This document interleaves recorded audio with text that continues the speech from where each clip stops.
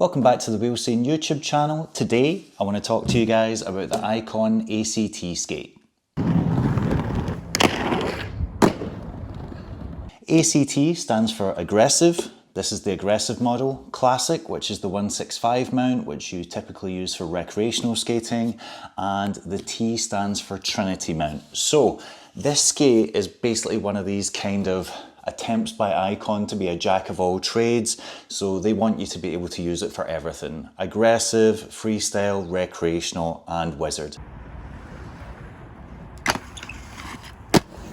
I mainly do aggressive skating. I don't even own a recreational or wizard setup anymore. So I'm going to talk to you about this purely from an aggressive standpoint.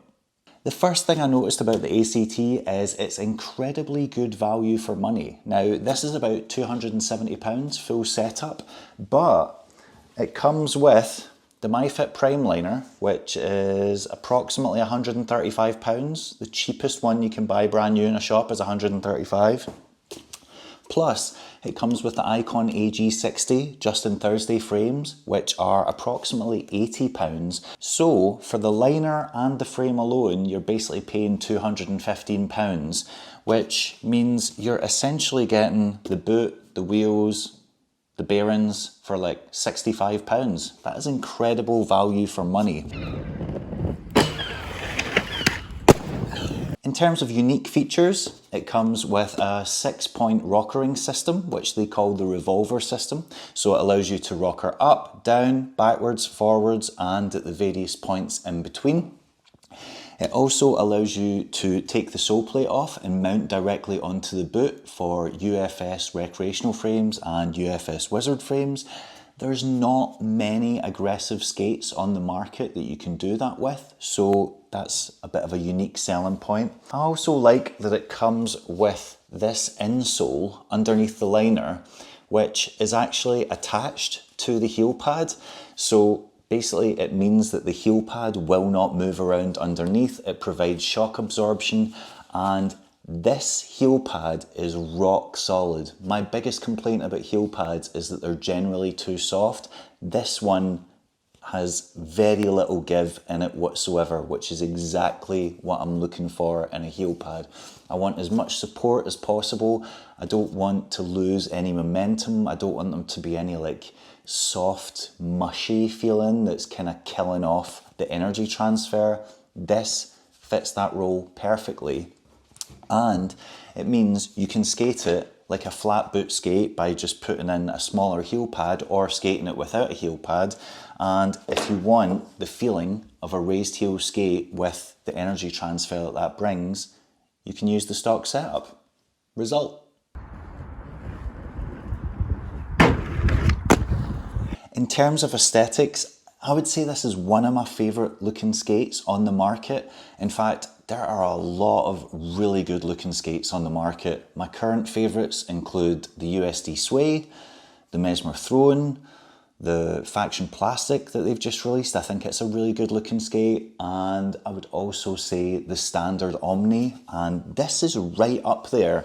I really like the silhouette. I like that it's got a slightly unique looking aesthetic for the sole plate. I really like this kind of grey-y green colour. There's not that many skates on the market that have this colour. M12 have had one similar in the past, and the USD Aeon Salvia is a kind of similar shade to this as well. I also really like the look down. I think it looks really nice, especially when you're rolling around.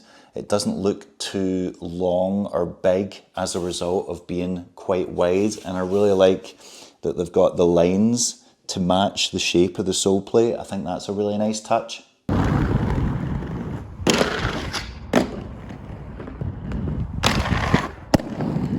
I bang on about it all the time, but I think the look down is really important, and this has got a great look down.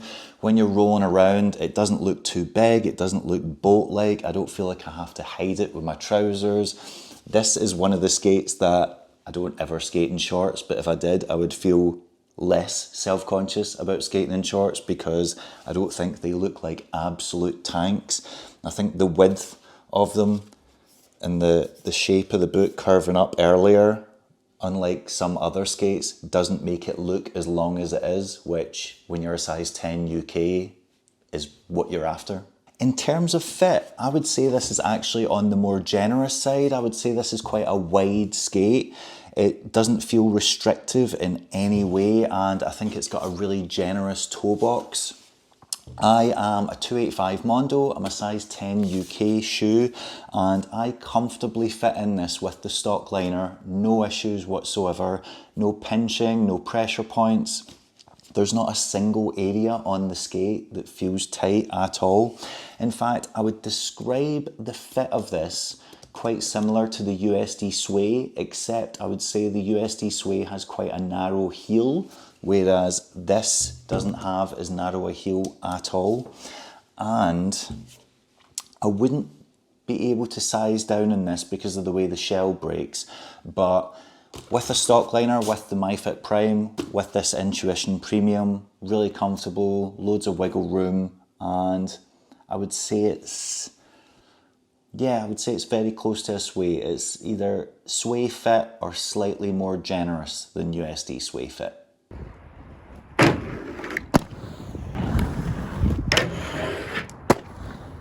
The first thing I noticed was it doesn't feel like a flat heel skate. Because of this, because it's so firm, it feels like a raised heel skate.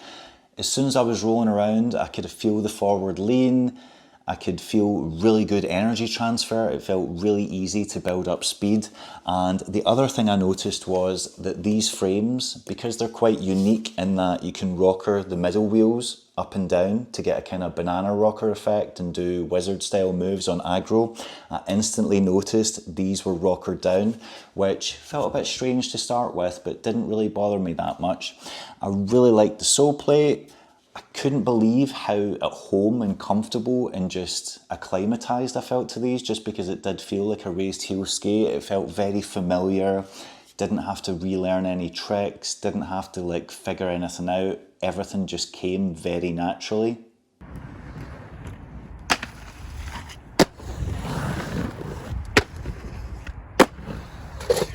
The one negative I did experience in the first session was I realised I absolutely hate the stock wheels that come with these.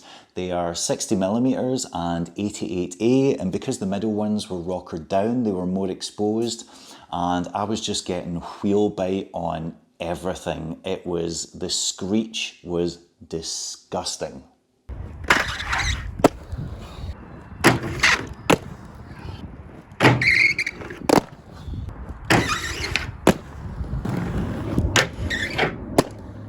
Every time the wheels made contact with the grind surface, it sounded like something out of Fast and the Furious Tokyo Drift. Despite hating the wheels, I liked everything else about the skate and decided for the second session to rocker them up just to see if the 60mm wheels were less exposed, if I got on better grinding, and it was generally a more positive experience.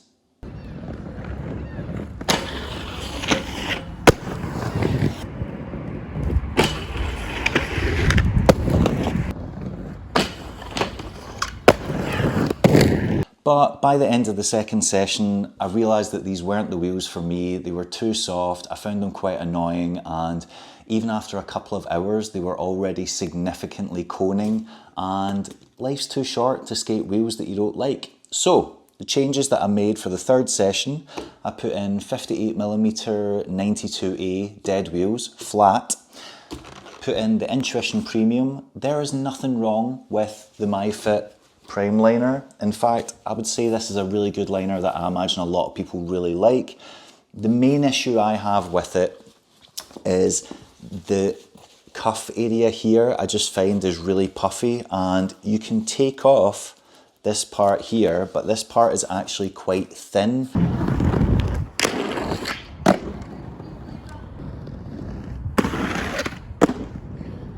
In recent years, I've just preferred the Intuition. It's lower volume, it's nice and firm, and as you can see, it doesn't have the puffiness. You can get it a lot closer to your foot. So I decided to go with that.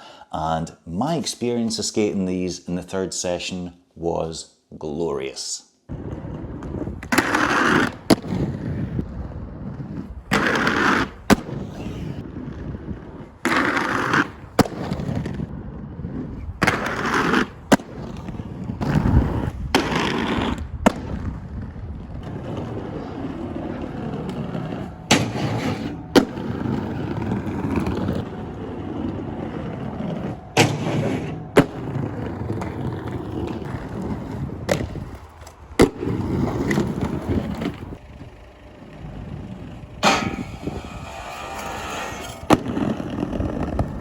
On that third session, I skated these for about 5 hours. I skated ledges, I skated metal ledges, skated this weird bank spot. I even skated a handrail. I had the session of my life on these, and it led to me making quite a bold claim. It's really early to say, but I think I might be falling in love with these skates. I mean, I don't throw the love bomb around willy-nilly, but just everything about these skates suits what I look for in a skate. They're nice and firm, they've got a relatively wide sole plate but not ridiculously wide. They feel really secure. I like the look down because they're nice. It's a nice and wide skate in a size half 9 to 10. It doesn't look too big. I really like the silhouette. Now thoroughly in love with this skate, and it's coming really close to being up there with the USD Sway for me. On Sunday, I decided to go out for a solo session and just film a few clips on my phone, and then disaster struck.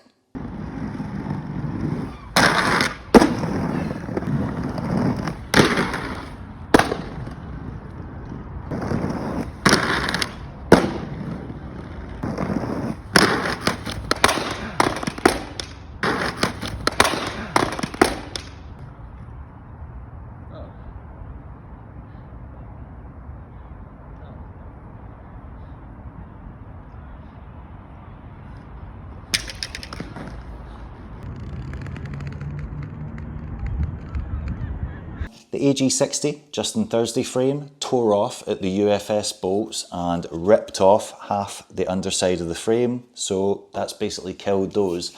Now, manufacturing defects happen. It could be that the blend that they used for this one just wasn't right, or it could have been when they were assembled. The factory could have put on the UFS bolts too tight and broke them then. But if anything is going to break on you, you want it to be a Powerslide product, because they've got some of the best customer service in rollerblading. I got these directly from Powerslide, so I sent them a photo, explained what happened, and they instantly said, we'll send you another pair this week. So yes, it's unfortunate that it happened. To be honest, I don't really mind that much anyway, because this isn't really my frame of choice. I've decided in recent months, after trying a bunch of flat frames, that I actually kind of prefer a softer plastic. Now, these slide really good, but in terms of impact, they are quite jarring, and I sometimes find myself hurting my heels or getting bruised heels from harder frames like this. And I've also found that when you're street skating, if you're skating a rough ledge, you can really feel every bump and like chip in the ledge when you're skating with a frame this hard. So I have decided that for the next few sessions, I'm going to swap these out for the FR Street frame, because it's a slightly softer plastic blend, doesn't have carbon in it, doesn't have the superfluid material, and yeah, I'll be skating them like that from now on. Self-destructing frames aside, I have got very little negative to say about this skate. I just felt so at home in it straight away. Love the energy transfer, love how they grind, love how they fit, really like how they look, and it's definitely becoming a contender for one of my favourite new skates, especially out of the ones available on the market.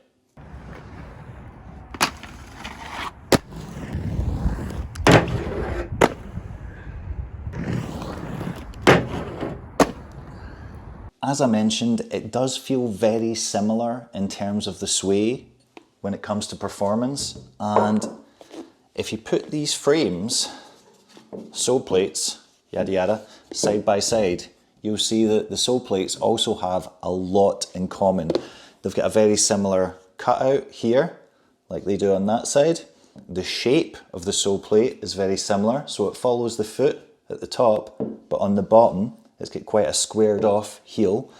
And the only main difference between this and this is it doesn't, on the sway sole plate, it's got a tapered backslide groove and it's got the dimples. But if you hold these side by side, the outline is very, very similar. I love the sway sole plate and I love this one. It's really good. You need to get your own little backslide groove in, but I'm already starting to get that. So yeah, no complaints. Now, with every product, there are negatives. With this, I would say the stock wheels suck. They're not for me. If you skate an indoor park and you're only skating wood, they might be for you, but then on grinding, it's quite annoying. To be honest, most stock wheels are rubbish. Unless you get a skate that comes with pro wheels or comes with undercover wheels, you're generally going to be disappointed and have to change them quite quickly, and this is no exception. My other complaint is the revolver system. Now, it works and you can relatively easily rotate it, lift it, put it into different positions, but it's not quite as easy as Power Slide claim. And while you still have the liner inside, the liner has pressure on the system, and just like from the outside, you're able to, with the standard Allen key or Torx, you just can pops in this system, turning, and the liner itself, it pushes the system out. They say it's really easy. They say you can do it with the liner still inside the skate and that it will push it out and mean that you can just rotate it and change position. That was not my experience. This is the moment of truth. So, according to Iqon, I can just put the Allen key in here, push it out, twist it, and it will go back in. It will not go back in. That's nonsense. So even holding the liner or putting pressure on the liner, also, no, that's bollocks. So, yeah, Iqon's claim that you can do that and the pressure of the liner will keep it in is lies. That's actually quite fidgety. Yeah, that's not... Yeah, that's a nuisance. Oh God, it's not actually wanting to go back in. However, it was still relatively easy to change the cuff position, so I can't really hold too much against them for that. Other criticisms I've heard levelled at this skate are the lack of forward flex and the lack of lateral flex. Basically, some people are saying this skate is too stiff. In my opinion, it isn't. It is a stiff skate. It's up there with one of the stiffer skates on the market, but it's not even close to the stiffest. It is not as stiff as an Adapt Stealth. It is nowhere near as stiff as the V1 Standard Omni.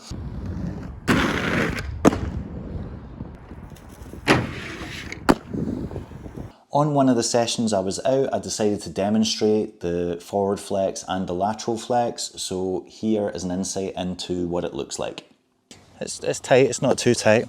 And here is the forward flex. So the cuff, as you can see, has very minimal forward flex, but the leg forward flex is in the liner, but I can still feel it. I can feel it pushing a little bit, but not too much. And in order to get the boot down, because it is quite stiff, you can't just do it like that. You have to bend the knee.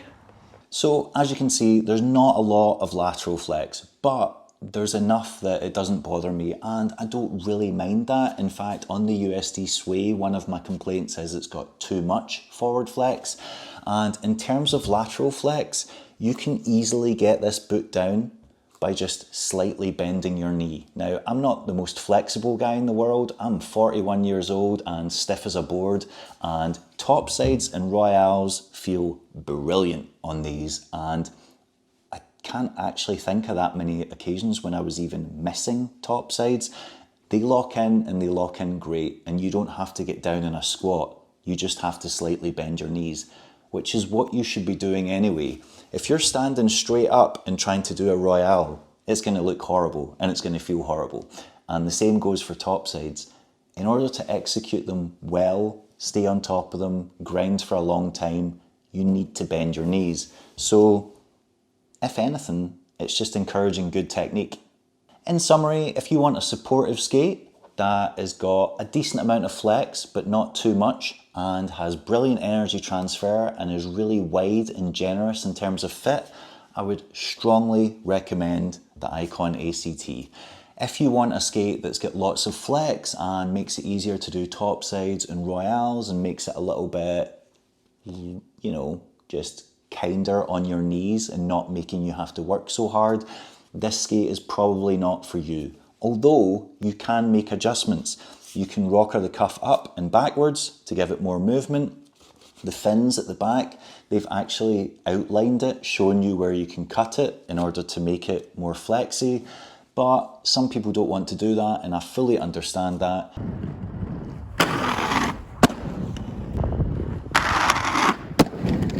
I imagine this skate is going to be really popular this year, and a lot of people are going to be into it because it looks great, and in my personal opinion, it skates brilliantly. I'm going to keep skating them for the foreseeable future. Going to change the frames to FR Street frames, and here's some more footage of how I got on after I make those adjustments.